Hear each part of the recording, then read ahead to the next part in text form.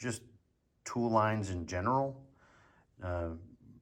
Many of these lines of tools, if you get into any sort of platform, if 12 volt, 20 volt, 18 volt, whatever the case may be, you kind of end up stuck there. I don't want to say stuck, but obviously you're obliged to buy whatever the next tool is that fits the batteries you already have. So I don't think anybody could argue that the backbone of any line of tools is the batteries themselves.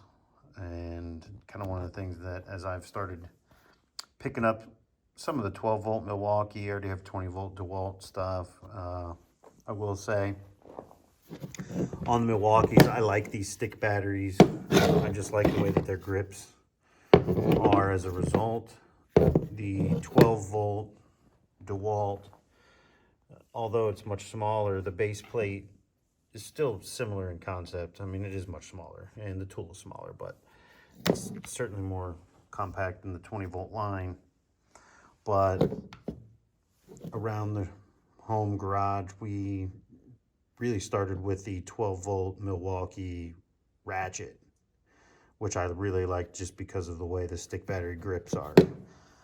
So that being said, I mean, as I'm seeing more and more of them, I'm noticing things. And, if you're the type that this kind of stuff matters to you, all of the Milwaukee tools are made in China. Milwaukee is owned by a Chinese company, straight up. The batteries,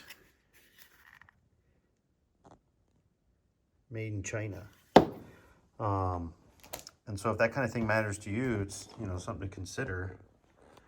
And, the DeWalt, for example, this impact is made in USA with, global materials, whatever. Plastics, rubbers, they got to come from somewhere. But as far as the batteries, many of mine are made in Japan. And if you're going to start investing a lot of money into the various tools and batteries that you're going to buy, I'm trying to think, this one's made in Korea.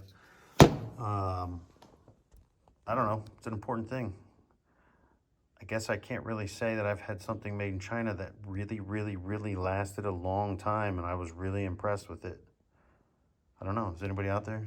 Can you say that? Let us know in the comments.